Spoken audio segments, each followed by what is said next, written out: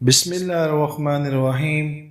حضرت بلال رضی اللہ تعالی عنہ سے ایک دفعہ کسی نے پوچھا کہ آپ نے پہلی دفعہ حضور نبی کریم صلی اللہ علیہ وآلہ وسلم کو کیسے دیکھا؟ حضرت بلال رضی اللہ تعالی عنہ فرماتے ہیں کہ میں مکے کے لوگوں کو بہت ہی کم جانتا تھا، کیونکہ غلام تھا اور عرب میں غلاموں سے انسانیت سوچ سلوک عام تھا۔ ان کی استطاعت سے بڑھ کے ان سے کام لیا جاتا تھا، تو مجھے کبھی بھی اتنا وقت ہی نہیں ملتا تھا کہ باہر نکل کے لوگوں سے ملوں، لہذا مجھے حضور پاک یا اسلام یا اس طرح کی کسی بھی چیز کا قطعی علم نہ تھا۔ ایک دفعہ کیا ہوا کہ مجھے سخت بخار نے آ لیا۔ سخت جاڑے کا موسم تھا اور انتہائی ٹھنڈ اور بخار نے کمزور کر کے رکھ دیا، لہٰذا میں نے لحاف اوڑھا اور لیٹ گیا۔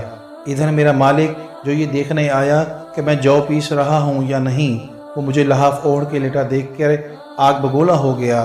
اس نے لحاف اتارا اور سزا کے طور پہ میری قمیض بھی اتروا دی اور مجھے کھلے صحن میں دروازے کے پاس بٹھا دیا کہ یہاں بیٹھ کے جو پیس۔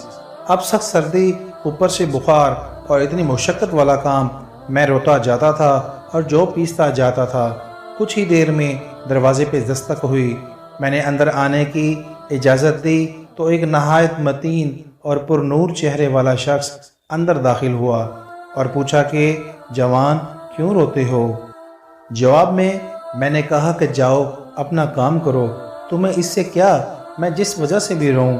یہاں پوچھنے والے بہت ہیں لیکن دعویٰ کوئی نہیں کرتا۔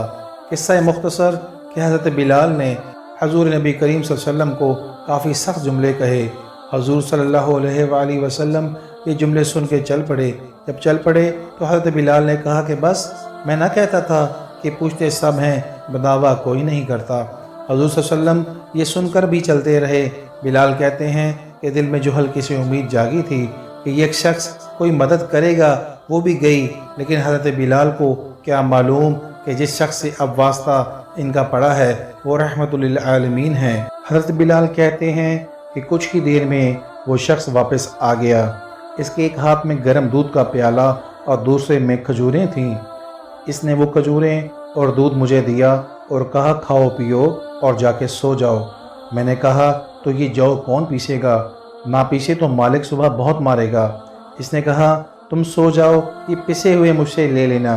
حضرت بلال سو گئے اور حضور نبی کریم نے ساری رات ایک اجنبی حبشی غلام کے لیے چکی پیسی۔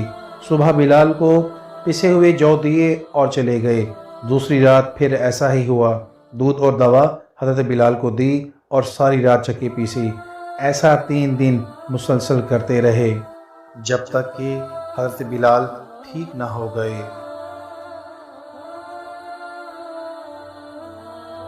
یہ تھا وہ تعارف جس کے بطن سے اس لافانی عشق نے جنم لیا کہ آج بھی حضرت بلال کو صحابی رسول بعد میں اور عاشق رسول پہلے کہا جاتا ہے۔ وہ بلال جو ایک دن اذان نہ دے تو خدا تعالیٰ سورج کو طلوع ہونے سے روک دیتا ہے،